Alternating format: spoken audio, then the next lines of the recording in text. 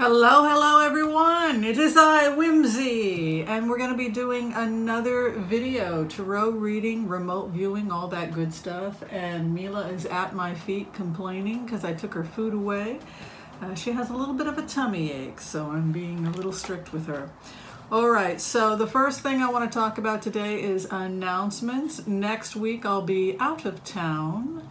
I will be in town for Wednesday, so Wednesday the 27th of February I have openings, and I have some openings for the morning of February 28th, but then after that I'm out of town. I'm going to a conference called Cells Gone Wild, which is a naturopathic doctors conference. It's going to be in Palm Springs, March 1st to the 3rd, and we're going to be looking at naturopathic treatments for autoimmune conditions, so I'm very excited about that. That involves my day job when I'm not hanging out having fun with y'all and doing tarot readings. So I will not be available for tarot readings from the 1st to the 3rd, but I might shoot a couple videos and throw cards while I'm at the conference and let y'all see what the conference looks like, so you can enjoy the conference with me. And probably on my other channel, which is Dr. Whimsy Anderson ND, I'll be doing some videos talking about the conference and all the interesting stuff I'm learning. So there's that. Now, in terms of the remote viewings I did last night, I did do a meditation for quite a while last night, and then I went ahead and looked at stuff. The main meditation last night was about the future. If I was able to meditate on the future of the world as the world could be in a utopia. That was the experiment I did last night. The future world 1,000 years from now, I went forward 1,000 years in a idealistic world. Like, where will we be 1,000 years from now? What choices will we make, and how do we get there? How do we get to utopia? So that was last night's meditation. The first thing I meditated on was, 20, 30, 40, 50 years from now, how will people look at the Trump presidency? And the answer I got back in the meditation was that this will be remembered as a time when America went mad, that America went insane, and our children and our grandchildren, our great-grandchildren will ask their parents, their grandparents, what we remembered of this time and what were we thinking and how we handled the fact that our country went crazy. So this is going to be remembered historically as a time when America went mad, that we went mad for close to 3 years, and then sanity resumed. But during the craziness, how did we cope with the craziness? And there will be films made about it, there'll be movies, there'll be books, but it will really be remembered as a time when the whole country goes insane. And and that's basically what the films and the TV and everything will be focusing on. How did an entire nation go crazy, and how did we handle the fact that the entire nation had gone crazy? And what are the lessons that we were able to learn from the fact that the country went crazy? So when I looked at the future of the world, I asked the question, how can we get to a utopia?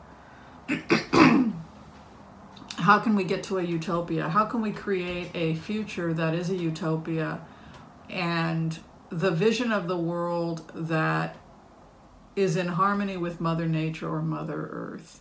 That is the purpose of last night's meditation.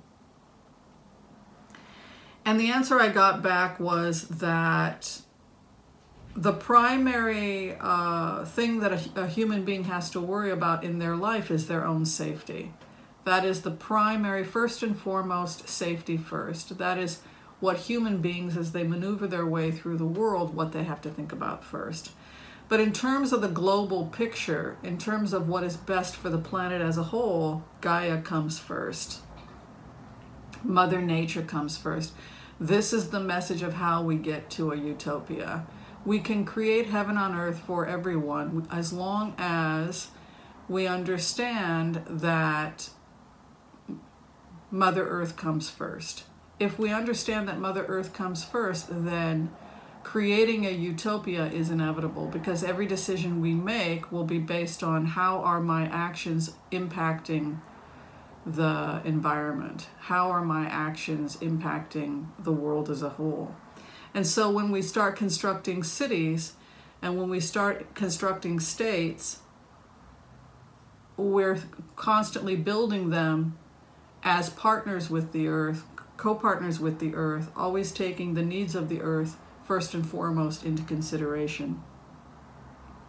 And what I also saw in the meditation is that by putting Mother first, it's a spiritual lesson for us as human beings, because historically and even today, our mothers come last. It's often the mother who eats last. She will make sure her children eat. She will make sure her husband eats.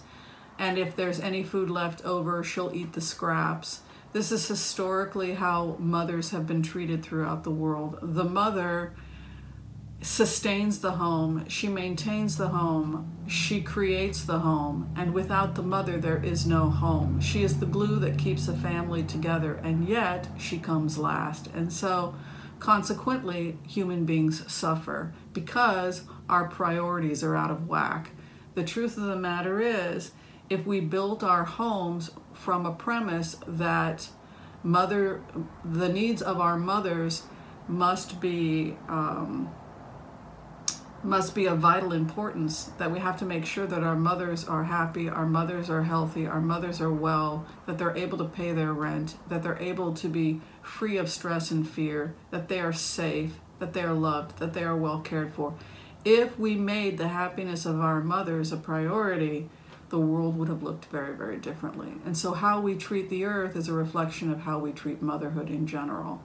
We do not honor mothers, we do not honor motherhood, obviously, because the primary drive of human beings has to be their own safety. If you had a mother that was mentally ill or sick or threatened your own safety, your first priority would be to maintain a distance.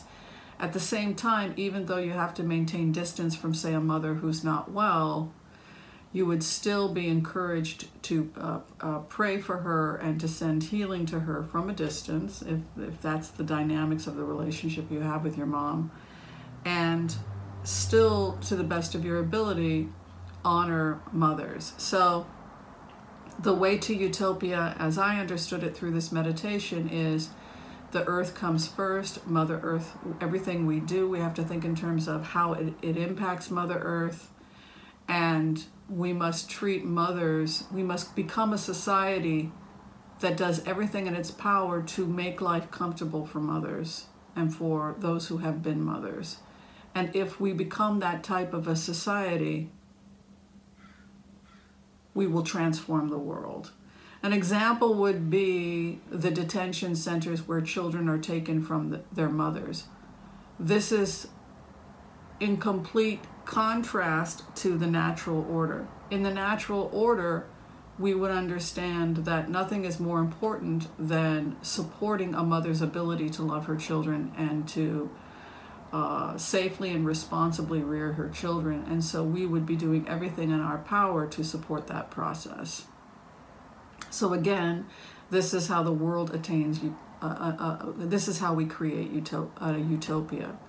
We treat the earth with the utmost respect. Every choice we make, we take into consideration its impact on the earth. And as well, we understand that life comes from the mothers, and we treat our mothers with respect as well. In a future utopia, we will be building tiered cities. I saw tiered cities. It almost looked like a Dr. Seuss cartoon in my fantasy world, you know, like in this utopia I saw, where we build up, and these are incredibly creative cities, and we develop these tube-like structures where we can travel to various different cities that are high above the earth. And the Earth's surface itself has been preserved and protected. It's become a protected ecosystem, so land animals are free to roam. It's controlled. Human beings are enhancing and protecting the biodiversity. But we are evolving upward these complex cities that have rivers and streams and parks. And so in the utopian world 1,000 years from now, not only is the Earth's surface protected, but we are expanding and growing the Earth. We are growing Earth. We are growing plants, ecosystems, rivers and streams, and cities that are high up above the Earth. And we're creating forms of transportation that are eco-friendly. And anytime we want to go down to the Earth's surface, we're able to travel very quickly to the Earth's surface to go on holidays, etc. But because the cities we live in are above the Earth and all of our needs are met, there's very little, human beings don't feel a need to go down to the surface of the Earth very often. Instead, they live high up in these city towns, high in the air, and travel and go through these tube-like structures that I saw traveling from city to city. And so that is how we were able to expand outward without harming the ecosystem. And then I saw flying cars fueled by a type of gas that has 0 emissions, so that was kind of cool. There's going to be a type of floating city that we're going to be able to develop. So these cities float above the Earth and they move. So people will be able to buy property on floating cities that literally can travel everywhere in 1,000 years. So say, for example, you buy property in a floating city that spends part of its time in Paris, part of its time in Rome, etc., depending upon what the coordinates are for that particular floating city. And travel through tubes, etc., is very quick and very efficient, and so people can go anywhere in the world quickly, efficiently, with very little money. So that was basically the future of the world in a utopia. We grow upward, we expand the Earth, we work with the Earth as partners with the Earth. We treat our mothers and the Earth with the utmost respect. And we build cities and we build the Earth, we expand the Earth.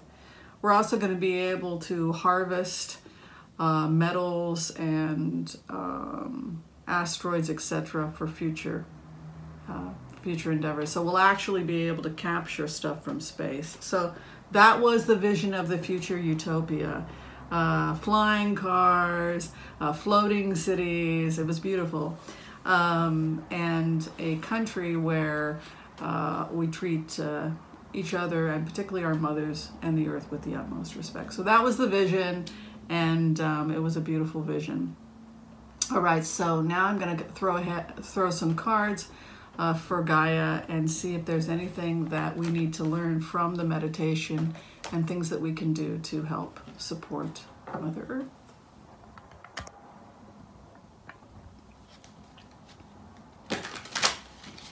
What do we need to do now in order to save the Earth?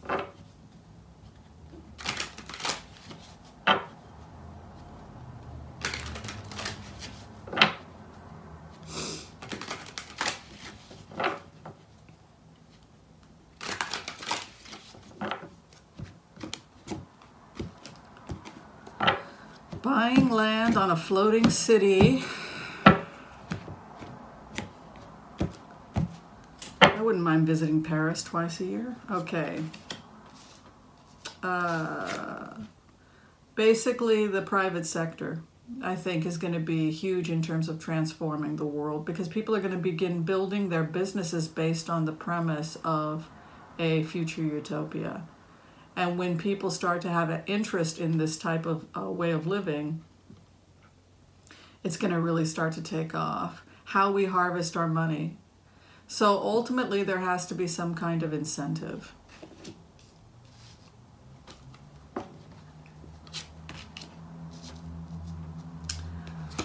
The law, healing. There has to be strong laws regarding the Earth, the law. the law, the legal aspects, the policing, monitoring, the sun, global warming, healing. There's going to be some, there has to be some laws on the books. It can't be entirely voluntary. The judge coming, healing waters, going to smoother waters, sound judgment. Things are going to change in about a year, by the way. We're really moving towards an eco-friendly world. I know it seems darkest before the dawn, but human beings are really starting to get it. Scholarship, knowledge, achieving what we need to achieve in order to heal the earth, walking away from the broken man again, a vision towards the future. This is also commerce, hopes and fears, Four of Wands. This is like a utopia, right?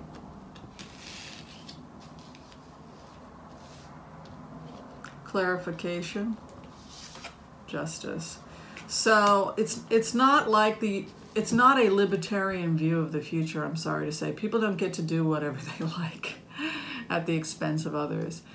This is a view of the world that does have very strong laws on the books protecting the earth. At the same time, there is a financial incentive to create eco-friendly business, etc. I feel like we've gone through a dark period, and now we're going through a period that's about knowledge, wisdom, justice, cooperation, working together, fear that things are coming to an end, what is around us, destruction. But I feel that the final outcome with a nice justice card and Hermit, people are really working together to try and find a solution. I love this, Ace of Swords. Within 1 year, I read Ace of Swords and harvesting money. In plainer words, there's really an aggressive effort being made within the private sector to come up with eco-friendly ways to do business. And it could overshadow other forms of business. The fact that something like a King of Swords is coming in over a Sun, Wands, King of Wands, which is a judgment card, with a smoother water, Six of Swords, and again here, Justice and Hermit card, leads me to suspect that there's going to be laws. The law is going to start coming in and being pretty aggressive in terms of creating an environmentally friendly world. All right, so 2 areas to be looking out for in 2019 and above as we build a utopia, heaven on earth together, which is what I believe is our destiny. I believe that in my heart of hearts. We will come through this darkness and we will emerge together to create a beautiful world. We have the tools, we have the answers, and that is to make Mother Earth our priority and to give honor and respect to all mothers, because it is the most important job in the world. And I believe that in the future we will have strong laws on the books that will protect those principles. And I believe that the private sector will also be coming up with creative ways to make the world a better place. All right, so that is the future of the earth, with a couple sidebars in between. And I really enjoyed doing this video. So let me know what you think. Yeah, it was fun. All right, thanks for watching, everyone. Bye.